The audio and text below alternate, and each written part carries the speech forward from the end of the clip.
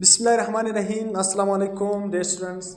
आज हम chapter number 1 ecology, जो चैप्टर हमारे पास क्या है न्यू सिलेबस के मुताबिक सबसे पहला चैप्टर क्या है इकोलॉजी।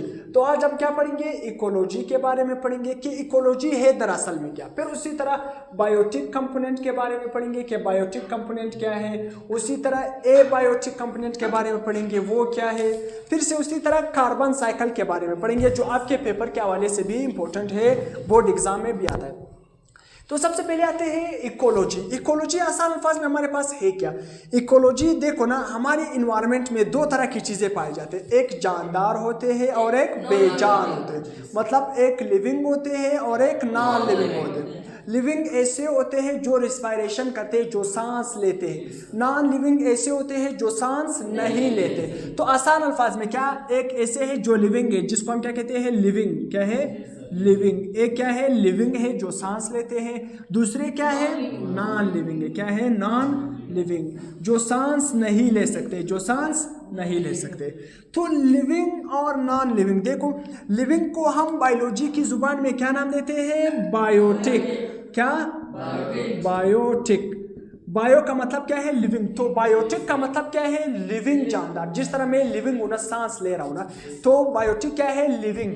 और बायोलॉजी की जुबान में नॉन लिविंग को हम क्या नाम देंगे ए बायोटिक। क्या नाम देंगे ए बायोटिक, क्या है ए बायोटिक। तो आसान अल्फाज में देखो, लिविंग इस दुनिया में जिंदा चीजें भी पाए जाते हैं जिसको हम बायोटिक कहते हैं। इस दुनिया में नॉन लिविंग बेजान चीजें भी पाए जाते हैं जिसको हम ए बायोटिक कहते हैं। तो आसान अल्फाज में क्या है बायोटिक और ए बायोटिक के दरमियान, मतलब लिविंग और नॉन लिविंग के दरमियान, क्या लिविंग और नॉन लिविंग के दरमियान जो रिलेशनशिप होती है, जो क्या रिलेशनशिप होती है, या आसान अल्फाज में जो इंटरेक्शन, क्या है रिलेशनशिप या इंटरेक्शन, रिलेशनशिप या इंटरेक्शन।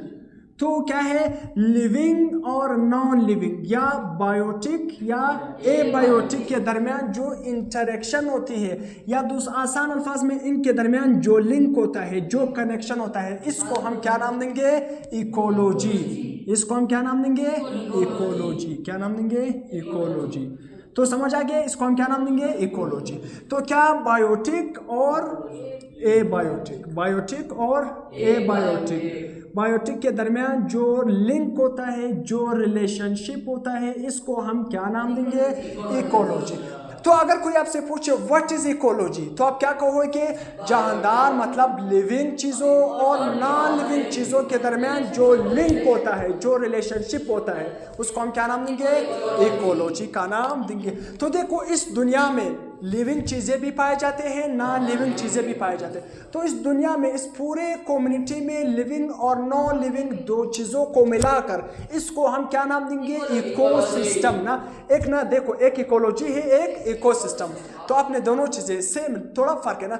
लिविंग और नॉन लिविंग के दरमियान जो लिंक होता है, जो रिलेशनशिप होता है, उसको हम नाम देंगे इकोलॉजी।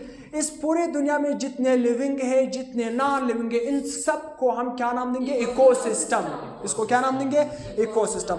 मतलब इस पूरे दुनिया में, इस पूरे दुनिया में जो लिविंग चीज़ें हैं, मतलब क्या है लिविंग चीज़ों को हम क्या नाम देंगे बायोटिक। जो बायोटिक चीज़ें हैं प्लस ए बायोटिक चीज़ें, इन सब को मिलाकर हम क्या नाम देंगे इकोसिस्टम। इकोसिस्टम का नाम देंगे। और बायोटिक और ए बायोटिक के दरमियान जो लिंक होता है, जो रिलेशनशिप होता है, उसको हम क्या नाम देंगे इकोलॉजी का नाम देंगे। क्या नाम देंगे इकोलॉजी का नाम देंगे। तो सबसे पहले आते हैं यहाँ पर, देखो रिलेशनशिप का मतलब भी मैं बताऊंगा कि किस तरह इन दोनों के दरमियान रिलेशनशिप होता है, लिंक होता है, ताल्लुक होता है। तो सबसे पहले आते हैं biotic component of the environment. इस माहौल में, इस दुनिया में बायोटिक कंपोनेंट कौन से है। आसान अल्फाज में देखो बायोटिक कौन से कंपोनेंट है living thing of the environment. माहौल के जिंदा चीजों को हम क्या नाम देंगे बायोटिक। जिस तरह क्या है एनिमल, जानदार जिंदा चीजें हैं। यानी देखो बायोलॉजी में ना, साइंस में अगर कोई कहे एनिमल, एनिमल में क्या है इंसान भी आता है। साइंस क्या है, साइंस ये कहता है कि एनिमल से मुराद क्या है, एनिमल में इंसान भी शामिल है। तो साइंस इंसान को क्या कहता है, किस में शामिल करता है एनिमल में शामिल करता है। तो एनिमल जिंदा चीजें हैं या नहीं? जिस तरह शेर को देखो सांस लेता है या नहीं, जेबरा देखो सांस लेता है या नहीं, उसी तरह देखो हाँ गेंग, ये सारी चीजें क्या है सांस लेते हैं या नहीं? तो ये सारे बकरी को देखो सांस लेती है या नहीं? तो ये सारी चीजें क्या है सांस लेती है। प्लांट ये भी हमारे पास क्या है, पौधे रिस्पायरेशन करते हैं, क्या करते हैं, रिस्पायरेशन करते हैं, ये भी जिंदा है। उसी तरह माइक्रोब छोटे छोटे बैक्टीरिया, ये सारी चीजें क्या है, जिंदा चीजें, क्या है, जिंदा चीजें। अब abiotic component of the environment, मतलब इस माहौल के जानदार, मतलब क्या है, सॉरी नॉन लिविंग, क्या है, मतलब क्या है, नॉन लिविंग, जो क्या है मुर्दा कंपोनेंट कौन से है इस माहौल के। एबायोटिक का मतलब क्या है, नॉन लिविंग, जो जानदार ना हो, मतलब एबायोटिक कौन से है, non living factor. Non living क्या है, चीजों को हम क्या नाम देंगे, बेजान चीजों को हम क्या नाम देंगे, एबायोटिक। अब देखो एबायोटिक हमारे पास क्या है, वाटर। वाटर आपने देखा ना, वाटर सांस लेता है या नहीं, रिस्पायरेशन नहीं करता है, रिस्पायरेशन नहीं करता है। जमीन रिस्पायरेशन करता है, सांस लेता है नहीं।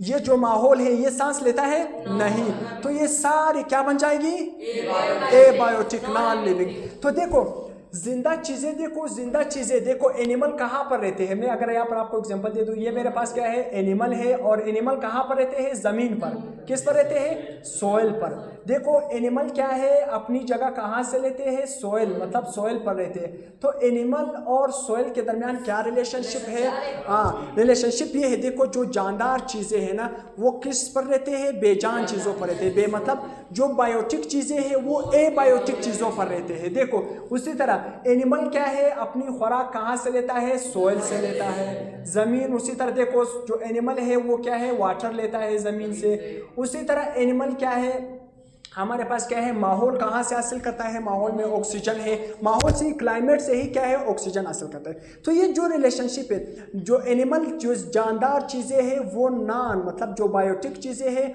वो एबायोटिक चीज़ों से क्या है, अपनी फ़ायदा हासिल करते हैं। एबायोटिक चीज़ें क्या है, ज़मीन हो गया, माहौल हो गया, पानी हो गया, तो तमाम जानदार चीज़ें क्या है, एबायोटिक चीज़ें यूज़ करते हैं। तो इनके दरमियान रिलेशनशिप हो गया या नहीं, तो इस रिलेशनशिप को हम नाम देते हैं इकोलॉजी। तो समझ आ गया बायोटिक कंपोनेंट क्या है, नॉन लिविंग चीजें, और एबायोटिक क्या है, जानदार चीजें। अब देखो, अब इसको हम डिफाइन करते हैं कि इकोलॉजी को हम डिफाइन किस तरह करेंगे। एक तो आसान डिफिनेशन ये बना कि बायोटिक और एबायोटिक के दरमियान जो रिलेशनशिप होगा उसको हम क्या नाम देंगे, इकोलॉजी। और दूसरा इकोसिस्टम क्या है, इस दुनिया में जो बायोटिक है और एबायोटिक, इन सब को मिलाकर हम क्या नाम देंगे, इकोसिस्टम का नाम। अब देखो स्टडी ऑफ सबको मिलाकर इस दुनिया में ना, जितने जानदार जितने बेजान सबको मिलाकर उसको हम नाम देते हैं इकोसिस्टम। इसमें डेजर्ट भी आते हैं, सहरा भी आते हैं, बेजान इंसान, सब कुछ को हम क्या नाम देंगे, इकोसिस्टम। लिविंग और नॉन लिविंग दोनों, जानदार और बेजान सबको मिलाकर इसको हम नाम देते हैं इकोसिस्टम, मतलब बायोटिक और एबायोटिक को मिलाकर। अब देखो study of relationship between the biotic and abiotic component of the environment. देखो बायोटिक कंपोनेंट जानदार चीजें, एबायोटिक मतलब बेजान चीजों के दरमियान, इन सब को क्या है, इन सब के दरमियान जो रिलेशनशिप होता है इसको हम क्या नाम देंगे, इकोलॉजी। इसको हम क्या नाम देंगे, इकोलॉजी। तो पेपर में आपने या ये तारीफ लिखो या ये लिखो, जो बायोटिक और एबायोटिक के दरमियान जो लिंक होता है, जो रिलेशनशिप होता है, इसको हम क्या नाम देंगे, इकोलॉजी का नाम देंगे, या ये डिफिनेशन लिखो जो अभी आपको आसान है। अब आते हैं कार्बन साइकिल। अब कार्बन साइकिल का मतलब क्या है, इस दुनिया में जितने भी जानदार चीजें हैं कार्बन को यूज करते हैं, फिर ये कार्बन किस तरह वापस माहौल का हिस्सा होता है। अब देखो आपने कभी सोचा है ना, इस दुनिया में ना कार्बन, जो हम कार्बन यूज करते हैं ना, अगर हम ये कार्बन वापस इन्वायरमेंट को ना दे, देखो हम माहौल से कार्बन ले रहे हैं ना, हम माहौल को वापस कार्बन नहीं देंगे तो माहौल में कार्बन कम हो जाएगा या नहीं, कम हो जाएगा ना। तो अब देखो हमने कार्बन साइकिल को पढ़ना है। कार्बन साइकिल का मतलब क्या है, कार्बन को यूज करना फिर वापस माहौल को देना, यूज करना वापस माहौल को देना। हाँ, जब माहौल से हम कार्बन को लेंगे तो वापस माहौल को देंगे, ताकि माहौल में कार्बन कम ना हो जाए। अगर हम सिर्फ माहौल से कार्बन लेंगे ना, वापस नहीं देंगे तो माहौल में कार्बन कम हो जाएगा। इसी वजह से फिर क्या है, इन बेजान चीज़ों के लिए, इंसानों के लिए क्या है, नुकसान होगा, सही है। तो इसी वजह से कार्बन साइकिल का मतलब क्या है, कार्बन माहौल से लेना, वापस माहौल को देना, इस्तेमाल करके वापस माहौल को देना। अब किस तरह देखना, इसको हम कहते हैं कार्बन साइकिल। एक हमारे पास क्या है, ये दरख्त क्या है, दरख्त, ये दरख्त है। अब देखो जब माहौल में क्या है, carbon dioxide in the atmosphere. अब देखो हम सोचते हैं कि माहौल में कार्बन डाइऑक्साइड क्या है, मौजूद है। माहौल में कार्बन डाइऑक्साइड क्या है, मौजूद है। हमने माहौल से कार्बन डाइऑक्साइड को हासिल कर लिया। माहौल से क्या हासिल कर लिया, कार्बन डाइऑक्साइड को हासिल कर लिया। जब हमने माहौल से कार्बन डाइऑक्साइड को हासिल कर लिया ना, माहौल से हमने कार्बन डाइऑक्साइड को हासिल कर लिया। अब कार्बन डाइऑक्साइड किस तरह हासिल कर लिया, ये जो कार्बन डाइऑक्साइड है ना, ये कार्बन डाइऑक्साइड कौन यूज करेगा, प्लांट। देखो प्लांट कार्बन डाइऑक्साइड यूज करते हैं और उसके जरिए फिर वो अपनी एनर्जी तैयार करते हैं, फोटोसिंथेसिस करते हैं। ये तो आपको पता है ना कि प्लांट कार्बन डाइऑक्साइड लेते हैं और उसको वाटर के साथ मिलाकर ये क्या बनाते हैं, ग्लूकोज बनाते हैं, एनर्जी बनाते हैं। क्या बनाते हैं, ग्लूकोज बनाते हैं, उससे एनर्जी बनाते हैं। क्या बनाते हैं, ग्लूकोज। जब ग्लूकोज बना देते हैं फिर वो प्लांट उसको यूज करते हैं एनर्जी के लिए, बड़ा अपने आप को बढ़ने के लिए, अपने ग्रोथ के लिए। तो देखो जब माहौल से प्लांट कार्बन डाइऑक्साइड लेगा और सूरज की मौजूदगी में जब प्लांट कार्बन डाइऑक्साइड लेगा तो ये फोटोसिंथेसिस करेगा। फोटोसिंथेसिस का मतलब ये है प्लांट अपनी खुराक तैयार करेगा। तो कार्बन डाइऑक्साइड से प्लांट क्या तैयार करेगा, अपनी खुराक तैयार करेगा।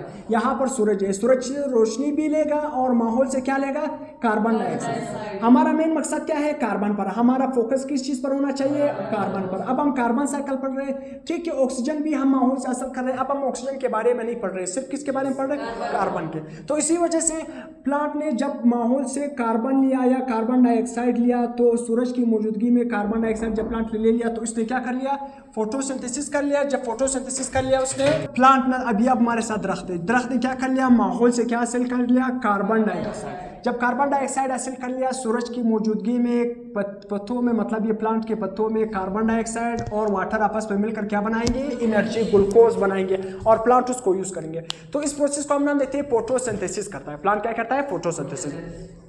तो जब प्लांट ने कार्बन डाइऑक्साइड यूज कर लिया ना, प्लांट, अब देखो प्लांट मुसलसल कार्बन डाइऑक्साइड यूज कर रहे हैं अपनी खुराक को बनाने के लिए। किसको, खुराक को बनाने के लिए कार्बन डाइऑक्साइड मुसलसल यूज कर रहे हैं, माहौल से ले रहे हैं। अब देखना जब ये प्लांट हमारे पास, जब ये प्लांट मर जाए, प्लांट क्या हो जाए, मर जाए, जब ये प्लांट डेड हो जाए ना, जब प्लांट डेड हो जाएगा, माहौल में आ जाएगा, तो बैक्टीरिया इसको क्या करेगा, इसका डिकम्पोजिशन करेगा। मतलब प्लांट क्या हो जाएंगी, बैक्टीरिया की वजह से गल सड़ हो जाएगी। क्या हो जाएगी, गल सड़ हो जाएगी। तो प्लांट डिकम्पोजिशन का मतलब क्या है, बैक्टीरिया उस प्लांट की तोड़ फोड़ करेगा। क्या करेगा, तोड़ फोड़। मतलब एक दरख्त खड़ा है, उसने माहौल से कार्बन लिया, उस कार्बन को इस्तेमाल कर लिया, अपनी खुराक बना लिया। जब ये प्लांट मर जाएगा, प्लांट क्या हो जाएगा, मर जाएगा। जब प्लांट मर जाएगा तो डायरेक्ट बैक्टीरिया उस पर आएंगे। जब बैक्टीरिया आएंगे तो उस प्लांट की क्या हो जाएगी, तोड़ फोड़ हो जाएगी। जब प्लांट की तोड़ फोड़ हो जाएगी ना, तो जब प्लांट की डिकम्पोजिशन होगी तो ये कार्बन डाइऑक्साइड वापस क्या आएगा, माहौल में आएगा। कार्बन डाइऑक्साइड कहाँ पर आएगा, माहौल में आएगा। कार्बन डाइऑक्साइड कहाँ पर आएगा, माहौल में। अब एक बार आपने यहाँ पर रुकना है। जब ये कार्बन डाइऑक्साइड माहौल में आएगा ना, कार्बन डाइऑक्साइड माहौल में आएगा तो कार्बन डाइऑक्साइड यहाँ पर देखो, ये डिकम्पोजिशन की वजह से कार्बन डाइऑक्साइड कहाँ पर आ गया, माहौल में आ गया। वापस कहाँ पर आ गया, माहौल में। देखो किस तरह प्लांट ने कार्बन डाइऑक्साइड यूज किया, अपनी खुराक को बना लिया। जब प्लांट वगैरह मर जाते हैं तो फिर बैक्टीरिया उस प्लांट को तोड़ते हैं और जब बैक्टीरिया उस प्लांट को तोड़ते हैं तो प्लांट से कार्बन डाइऑक्साइड वापस निकालते हैं। किसको दे देते हैं, माहौल को दे देते हैं। देखो कार्बन डाइऑक्साइड इस्तेमाल हो गया, प्लांट मर गया, बैक्टीरिया ने उस प्लांट को तोड़ लिया, कार्बन डाइऑक्साइड उससे निकाल दिया, वापस माहौल में छोड़ दिया। कहाँ पर छोड़ दिया, माहौल में। तो माहौल का कार्बन डाइऑक्साइड कम नहीं हो रहा है, कम फिर इस तरह नहीं होगा। दूसरा प्रोसेस क्या है, एनिमल रिस्पायरेशन। एनिमल क्या करते हैं, रिस्पायरेशन करते हैं। एनिमल क्या करते हैं, रिस्पायरेशन। रिस्पायरेशन देखो, हम ऑक्सीजन अंदर लेते हैं और कार्बन डाइऑक्साइड बाहर निकालते हैं। प्लांट रिवर्स करते हैं, प्लांट इसका उल्टा करते हैं। कार्बन डाइऑक्साइड अंदर लेते हैं और ऑक्सीजन बाहर निकालते हैं। इसी वजह से हम ये सोचते हैं कि पाकिस्तान को क्या बनाना चाहिए, बिल्कुल सरसब्ज बनाना चाहिए, ग्रीन बनाना चाहिए, दरख्तों को नहीं काटना चाहिए। क्यों, क्योंकि दरख्त कार्बन डाइऑक्साइड यूज करते हैं, ऑक्सीजन देते हैं और ऑक्सीजन हमारी काम की चीज़ है। हम ऑक्सीजन अंदर लेते हैं और कार्बन डाइऑक्साइड बाहर निकालते हैं, कार्बन डाइऑक्साइड बाहर निकालते हैं। तो इसी वजह से जब एनिमल रिस्पायरेशन करते हैं, एनिमल रिस्पायरेशन का मतलब क्या है, ये कार्बन डाइऑक्साइड माहौल को देते हैं और ऑक्सीजन खुद यूज करते हैं, ऑक्सीजन खुद यूज करते हैं। तो कार्बन डाइऑक्साइड देखो, एनिमल भी माहौल माहौल को कार्बन डाइऑक्साइड दे रहे हैं ताकि कार्बन डाइऑक्साइड कम ना हो जाए, कार्बन डाइऑक्साइड कम ना हो जाए। अब देखो अगर एनिमल मर जाए, एनिमल क्या हो जाए, मर जाए, अगर एनिमल जानदार मर गया, कोई भी जानदार मर जाएगा तो बैक्टीरिया भी उसको क्या करेगा, उसकी तोड़ फोड़ करेगा। क्या करेगा, तोड़ फोड़ कर। जब बैक्टीरिया उसकी तोड़ फोड़ करेगा उससे फिर से कार्बन निकालेगा, किसको देगा, माहौल को देगा। तो सारा सिस्टम क्या है, माहौल से कार्बन प्लांट्स ले रहे फिर वापस किसको दे रहे, माहौल को दे रहे। अब देखो हम फॉसल फ्यूल भी यूज करते हैं। फॉसल फ्यूल जिस तरह कोयला हो गया, मीथेन गैस हो गया, पेट्रोलियम हो गया। फॉसल फ्यूल नहीं है जिस तरह क्या है, जमीन के अंदर प्लांट वगैरह एनिमल वगैरह मर जाते हैं, जब वो जमीन के अंदर आ जाते हैं तो जमीन के अंदर आने की वजह से, जमीन की प्रेशर की वजह से वो गल सड़ हो जाते हैं, मर जाते हैं और फिर उससे क्या बन जाता है, कोयला बन जाता है, मीथेन गैस बनता है, पेट्रोलियम बनता है। जब आप कोयले को जलाओगे या मीथेन गैस को जलाओगे या पेट्रोलियम को जलाओगे तो इससे भी क्या पैदा होता है, कार्बन डाइऑक्साइड, और वो कार्बन डाइऑक्साइड वापस कहाँ पर चला जाता है, माहौल में। तो देखो यहाँ पर फैक्ट्रीज, ये फैक्ट्री क्या करते हैं, फॉसल फ्यूल को इस्तेमाल करते हैं, मतलब कोयला को इस्तेमाल करते हैं, मीथेन गैस को, पेट्रोलियम को इस्तेमाल करते हैं। पेट्रोलियम हम कहाँ पर, गाड़ियों में भी यूज़ करते हैं। कहाँ पर यूज़ करते हैं, व्हीकल में। क्या है, व्हीकल में यूज़ करते हैं, मतलब क्या है, मोटर वगैरह में यूज़ करते हैं, बाइक वगैरह में। तो जब फैक्ट्री ये कोयला मीथेन गैस को यूज़ करते हैं तो यहाँ से क्या निकालते हैं, कार्बन डाइऑक्साइड। क्या निकालते हैं, कार्बन डाइऑक्साइड। तो जब फॉसल फ्यूल का क्या हो जाए, कंबशन, मतलब उसको हम जलाएंगे तब भी ये कार्बन डाइऑक्साइड इससे निकलेगा, किसको मिल जाएगा, माहौल को मिल जाएगा। तो देखो हर जगह देखो प्लांट ने कार्बन डाइऑक्साइड को माहौल से लिया। प्लांट क्या कर रहा है, कार्बन डाइऑक्साइड माहौल से ले रहा है। प्लांट कार्बन डाइऑक्साइड माहौल से ले रहा है। जब प्लांट ऑक्सीजन माहौल को दे रहा है, ऑक्सीजन, एक्सीलेंट, प्लांट माहौल से कार्बन डाइऑक्साइड ले रहा है और माहौल को वापस ऑक्सीजन दे रहे हैं। अब देखो अगर आप ये चाहते हो कि प्लांट मुसलसल कार्बन डाइऑक्साइड ले रहे हैं, तो अगर मुसलसल कार्बन डाइऑक्साइड माहौल से ले रहे हैं, आप ये चाहते हो कि माहौल में कार्बन डाइऑक्साइड कम ना हो जाए, तो ये जो प्लांट कार्बन डाइऑक्साइड माहौल से लेते हैं ना, अपनी खुराक तैयार करते हैं, फोटोसिंथेसिस करते हैं। जब ये प्लांट मर जाते हैं तो बैक्टीरिया इसकी डिकम्पोजिशन करते हैं, तोड़ फोड़ करते हैं, वापस इसे कार्बन डाइऑक्साइड निकाल देते हैं, माहौल के देते हैं। माहौल की कार्बन डाइऑक्साइड कम नहीं होती है। उसी तरह एनिमल जब सांस लेते हैं, रेस्पिरेशन करते हैं, तो कार्बन डाइऑक्साइड बाहर निकालते हैं, हम कार्बन डाइऑक्साइड बाहर निकालते हैं। तो हम भी एनिमल रेस्पिरेशन की वजह से भी कार्बन डाइऑक्साइड किसको मिल रहा है, माहौल को मिल रहा है, ताकि माहौल में कार्बन डाइऑक्साइड कम ना हो जाए। अगर लेट सपोज एनिमल जानदार मर जाए, अगर जानदार मर गए तब भी बैक्टीरिया उसकी तोड़ फोड़ करते हैं, उससे कार्बन डाइऑक्साइड निकालते हैं, किसको देते हैं, माहौल को देते हैं। अब उसी तरह जब फॉसल फ्यूल, कोयला, मीथेन गैस हम कारखानों में यूज करेंगे, जब उसको जलाएंगे उससे भी कार्बन डाइऑक्साइड क्या है, बाहर निकलेगा, किसको मिलेगा, माहौल को।